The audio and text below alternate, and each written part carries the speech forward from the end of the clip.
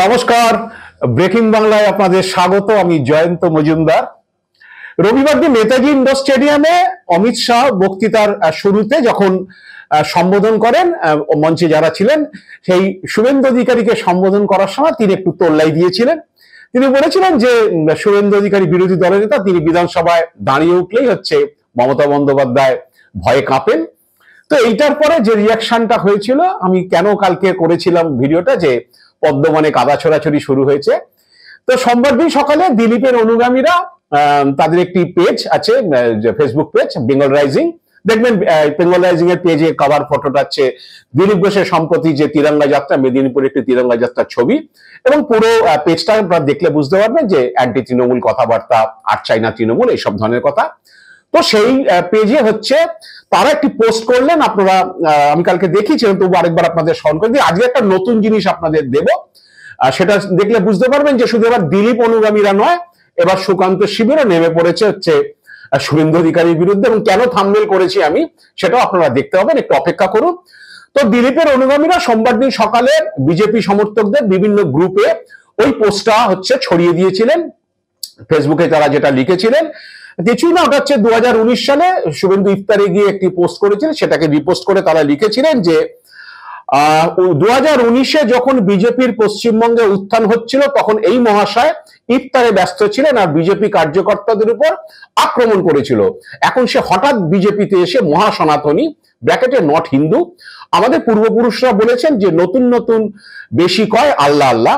শুভেন্দু ইফতারে যে দাঁড়িয়ে বক্তৃতা করছেন এবং মাথায় সব রুমাল টুমাল চাপিয়ে যেসব এই ফেস টুপির মতো করে যেটা করা হয় সেটা করছেন, এইটা তারা পোস্ট করেছিলেন এই বেঙ্গল রাইজিং এর এই ফেসবুক পেজে। তো এটা তো দিলীপ অনুগামীরা ছবলটা মারার চেষ্টা করেছিলেন ওই অমিত শাহ তোল্লার পরে। তো মঙ্গলবার দিন দেখা গেল আরেকটা ঘটনা। তো মঙ্গলবার দিন একটু অভিনব, সেটা হলো যে ইন্ডোর স্টেডিয়ামে সুকান্ত মজুমদার যে বক্তৃতা করেছিলেন, সেই বক্তৃতার একটা অংশ কেটে তারা এটা পোস্ট করাটা শুরু করেছে।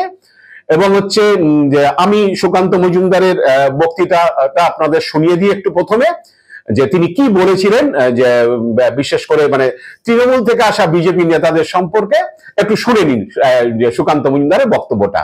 মোদিজির নীতি না খাউঙ্গা না খানে দুঙ্গা, আর তারপরে যারা তৃণমূল কংগ্রেসের খেয়েছে তাদেরকেও বমি করিয়ে জনগণের টাকা ফেরত দেওয়ার দায়িত্ব ভারতীয় জনতা পার্টির। আপনার বক্তব্যটা শুনলেন। এবার বলছি যে এই ভিডিও ক্লিপিংটা দিয়ে সঙ্গে একটা লেখাও তারা লিখেছেন। সেই লেখাটা হচ্ছে যে হঠাৎ বিজেপিদের মুখগুলো দেখার মতো ছিল। হঠাৎ বিজেপি বলতে নিশ্চয়ই বুঝতে পারছেন কাকে তারা ইঙ্গিত করেছেন মঞ্চে। ক্যামেরাম্যানও জানে কারা তৃণমূলের খেয়ে এখন বিজেপি দখলের পথে নেমেছে, এবং সঙ্গে সেই টাকার ব্যাগ যা কাটমানির গন্ধে পরিপূর্ণ। তারপরে নিচে একটা দু লাইনের ছত্র যে পশ্চিমবঙ্গে সঙ্গবিহীন বিজেপি গঠনের স্বপ্ন কখনোই পূর্ণ হবে না।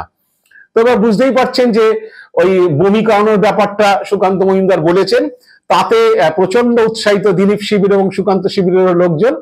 সেই সুকান্ত মজুমদারের ভিডিও ক্লিপিংসটা নিয়ে হচ্ছে মঙ্গলবার দিন সকাল থেকে বিজেপির বিভিন্ন সমর্থকদের যেসব গ্রুপ, সেখানে হচ্ছে হোয়াটসঅ্যাপে এটা শুরু হয়ে গিয়েছে ওই সুকান্ত মজুমদারের বক্তৃতার ক্লিপিং, এবং হচ্ছে সঙ্গে এই ছোট্ট লেখাটা, এইটা তারা দিয়ে ছেড়েছেন বাজারে।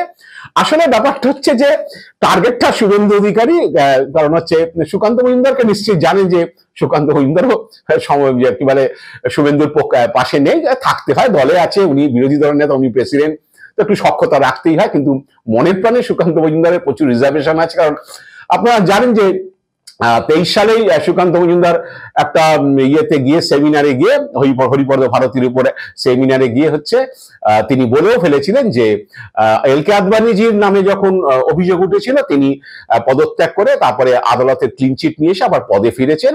তো সুতরাং যাদের নামে এফআইআর আছে তাদের সম্পর্কে সুকান্ত মজুমদারের একটু রিজার্ভেশন আছে। কারণ হচ্ছে যে নারদা স্টিং অপারেশনে শুভেন্দু অধিকারীকে টাকা নিতে দেখা গিয়েছে।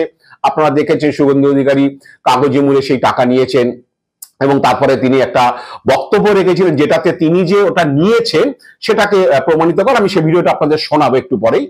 তো হচ্ছে শুভেন্দু অধিকারী সেই টাকা নেওয়ার ভিডিও নানান ভাবে ছড়িয়ে ভাইরাল হয়ে একেবারে যা হওয়ার তা হয়ে গেছে। কারণ অনেক দিনের ঘটনা, ওটা চলছে। তো শুভেন্দু অধিকারী মাঝে মধ্যে বলতেন যে ওই টাকা নেওয়ার বিষয়টাতে বলতেন যে এটা চক্রান্ত হয়েছিল ভোটের আগে। কেডি সিং এর নামে তিনি অভিযোগ করতেন যে তারা এটা করেছেন, কারণ নারদ সিং অপারেশনের তখন যে মালিকানা কেডি সিং দের হাতে ছিল।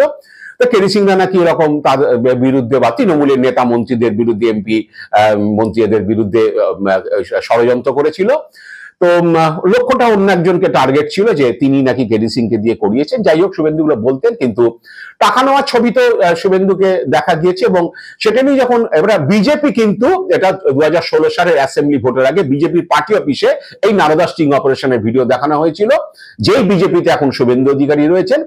তো এখন যে অস্বীকার করা তো উপায় নেই, কারণ ওইটা আবার গেল হাইকোর্টে মামলা হলো, হাইকোর্ট থেকে বিচারপতিরা সেটা সেন্ট্রাল ফরেন্সিকে পাঠানো অর্ডার দিলেন, এবং সেন্ট্রাল ফরেন্সিক থেকে সেটা রিপোর্ট এলো যে না, এই ভিডিওটা ডক্টর নয়, এটা মানে কোনোভাবে তৈরি করা নয়, এটা জেনুইন ভিডিও। তারপর হাইকোর্টের অর্ডারে সেখানে সিবিআই এফআইআর ড্র করলো, যেই এফআইআর এ শুভেন্দু অধিকারীর নাম রয়েছে। তো শুভেন্দু অধিকারী এইটা নিয়ে মাঝে মধ্যে দেখবে চক্রান্তের গল্প করে, কিন্তু তিনি একদিন সত্যি কথা বলে ফেলেছিলেন। তো শুভেন্দু সত্যি কথাটা কি বলেছিলেন, যে আপনারা যাই বলুন না কেন, হচ্ছে নারদা স্টিং অপারেশন ছাড়া আমার বিরুদ্ধে আর প্রমাণিত অভিযোগ কিছু নেই। তো শুভেন্দু কি বলেছেন আপনাদের একটু শুনিয়ে দিই। আপনারা যাই বলুন না কেন, ওই নারদা স্টিং অপারেশন ছাড়া আমার বিরুদ্ধে প্রমাণিত কোনো অভিযোগ নেই। তো এটা তো শুভেন্দু অস্বীকার করতে পারেন না। সেই কারণেই সুকান্ত মজুমদারের শিবির বা সুকান্ত মজুমদার বিলক্ষণ জানেন যে শুভেন্দুর মামলা রয়েছে, নারদের এফআইআর রয়েছে, এবং ওই তৃণমূল থেকে, তৃণমূলে যারা টাকা খেয়েছেন তাদেরকে বমি করিয়ে টাকা বার করা হবে, বিজেপি এটা নেবে। আসলে লক্ষ্যটা কিন্তু সেই ওই একজনকেই, শুভেন্দু অধিকারীকে নিয়ে। কারণ হচ্ছে সুকান্ত মজুমদার এইটা সহ্য করতে পারেন না, এবং সুকান্ত মজুমদার এখন বুঝতেও পাচ্ছেন যে যেটা হয়েছে, যে দিলীপ ঘোষের ক্ষেত্রে যেটা হয়েছে, দিলীপ ঘোষ যেটা করেছেন, দিলীপ ঘোষকে কোণঠাসা করতে হচ্ছে। সুকান্ত মজুমদার, আমি যেটুকু জানি বিজেপি সম্পর্কে সেটা বলছি, সুকান্ত মজুমদার কিন্তু দিলীপ ঘোষের বিরুদ্ধে এত কিছু অ্যাকশন নেওয়া তার ইচ্ছে ছিল না, কিন্তু কেন্দ্রীয় নেতৃত্ব বা কেন্দ্রীয় পর্যবেক্ষকরা যারা রয়েছেন বা আরএসএস এ যারা রয়েছেন, তাদের চাপে কিছুটা সুকান্ত মজুমদারকে তিনি বাধ্য হয়েছিলেন যে দিলীপ ঘোষকে এই বয়কটের ব্যাপারটা, তাকে পার্টি প্রোগ্রাম না দেওয়া, তাকে ক্রমশ কোণঠাসা করে ঘরে ঢুকিয়ে দেওয়া। কিন্তু সুকান্ত মজুমদার এখনো মনে প্রাণে চান যে দিলীপ ঘোষ পার্টিতে থাকুক এবং তিনি স্বমহিমায় থাকুক। কারণ দিলীপ ঘোষের সঙ্গে যার মূল লড়াইটা, বা দিলীপ ঘোষ দীঘায় মন্দির উদ্বোধনে যাওয়ার পরে যেসব কথাগুলো বলেছেন, এই মমতার আঁচলের তলায় থেকে যারা নেতা হয়েছে, তৃণমূলের উচ্ছিষ্ট খেয়ে যারা দিন কাটিয়েছে, এখন তারা বিজেপিতে এসে বিজেপির উচ্ছিষ্ট খাওয়ার চেষ্টা করে ভেসে থাকতে চাইছেন, এসব কথা বলেছেন। যে মমতার আঁচলের তলা থেকে নেতা হয়, এখন তারা বড় বড় কথা বলছেন। এগুলোর পরে দিলীপের পজিশন খারাপ হয়, আরএসএস নেতৃত্ব খেপে যায়, দিল্লির নেতৃত্ব খেপে যায়, বিজেপির তারা দিলীপকে একঘরে করতে পারে। কিন্তু সুকান্ত কিন্তু দিলীপের প্রতি একটা সহানুভূতি ছিল, এখনো আছে আমি বলছি। তিনি কিন্তু চান যে দিলীপ ঘোষ পার্টিতে থাকুন এবং সমমহিমায় থাকুন। এবং ওই নেতাজি ইন্ডোরে বলার মূল কারণ কিন্তু ওইটাই, কারণ সুকান্ত মজুমদার খুব ভালো জানেন যে এটা বললে কাকে হচ্ছে বলা হবে। আর আজকে যেই লেখাটা আপনাদের পড়ালাম, তারা বলেছেন যে ক্যামেরাম্যানও বুঝতে পেরেছে কোন দিকে, কারণ তখন শুভেন্দুর মুখটা একটুখানি চুপসে গিয়েছিল যখন সুকান্ত মজুমদার ওই কথাটা বলেন। তো লক্ষ্য কিন্তু সহ্য কিন্তু সুকান্ত মজুমদারও করতে পারেন না শুভেন্দু অধিকারীকে, রিজার্ভেশন তার আছে। তো বারে বারে সেগুলো প্রকাশ করে ফেলেন, কোনো সময় কোনো সেমিনারে গিয়ে বলে ফেলেন আদবানির উদাহরণ দিয়ে, যেরকম গায়ে কাদা ছিটিয়ে থাকলে হচ্ছে তাদের বিজেপিতে তিনি তাদের পছন্দ করেন না, বা এটা করে ক্লিন চিট নিয়ে আসা উচিত আদালত থেকে। শুভেন্দু অধিকারী সেটা করেননি, কারণ তৃণমূল পরিষ্কারই বলে যে শুভেন্দু অধিকারী অ্যারেস্ট হওয়ার ভয় হচ্ছে, সিবিআই নারদ মামলা অ্যারেস্ট হওয়ার ভয় হচ্ছে, বিজেপিতে যোগদান করেছে। এটা হচ্ছে তৃণমূল প্রথম দিন থেকেই বলে আসছে, কারণ তৃণমূলে থাকতে পারতো না, আমাকে অ্যারেস্ট হতে হতো, এরকম একটা করেছে। কারণ ওই মামলায় আপনারা জানেন ববি হাকিম, শোভন চ্যাটার্জি, সুব্রত মুখার্জিরা সবাই অ্যারেস্ট হয়েছিলেন। তো এখন জানি না হচ্ছে, আজকে সবে দুদিন হয়েছে, রবিবার দিন মিটিং হয়েছে, সোমবার দিন দিলীপ শিবির থেকে একটা পোস্ট ছাড়া হলো, শুভেন্দু ইফতারের পোস্ট, আর মঙ্গলবার দিন হচ্ছে সুকান্তর ভিডিও ছেয়ে গেছে, ছড়িয়ে দিচ্ছে বিজেপি বিভিন্ন গ্রুপে, যে ওই তৃণমূল থেকে যারা এসছে টাকা হজম করেছে তাদের বমি করিয়ে ছাড়ানো হবে। এখন আমি জানি না সুকান্ত মজুমদার শুভেন্দুকে কিভাবে বমি করাবেন, কারণ শুভেন্দু কিন্তু স্বীকার করে নিয়েছেন যে নারদ স্টিং অপারেশন চালা আমার বিরুদ্ধে প্রমাণিত কোনো অভিযোগ নেই, অভিযোগ নাটা হয়েছে, ওটা হাইকোর্ট অর্ডারে এফআইআর হয়েছে, ওটা সেন্ট্রাল ফরেন্সিকে ওই ভিডিও টেস্ট হয়েছে, পরীক্ষা করে আসার পরে সেটা যখন জেনুইন বলা হয়েছে তারপরে এফআইআর অর্ডার দিয়েছে। শুভেন্দুকে এই হচ্ছে কলঙ্ক নিয়েই থাকতে হবে বিজেপিতে, এছাড়া কোনো রাস্তা নেই। কারণ দিলীপও যেরকম আক্রমণ করেছে, লক্ষ্যই শুভেন্দু অধিকারী নাম করেননি, আবার সুকান্ত মজুমদারও কিন্তু ঘুরিয়ে ফিরিয়ে কিন্তু ওই স্পিনটা দিচ্ছেন যে এইসব যারা তৃণমূলে থেকে টাকা খেয়েছে তাদের সব টাকা দেখো না, বিজেপি ক্ষমতা আসলে তাদের সব ভূমি করিয়ে টাকা নিয়ে পাবলিককে সেগুলো ফেরত দেওয়া হবে। জানি না আগামী দিনে এই কাদা ছড়াছড়ি এই লড়াই আরো কোন পর্যায়ে যাবে, আমরা অপেক্ষায় আছি। আজ এ পর্যন্তই, আপনারা ভালো থাকবেন, সুস্থ থাকবেন, নমস্কার।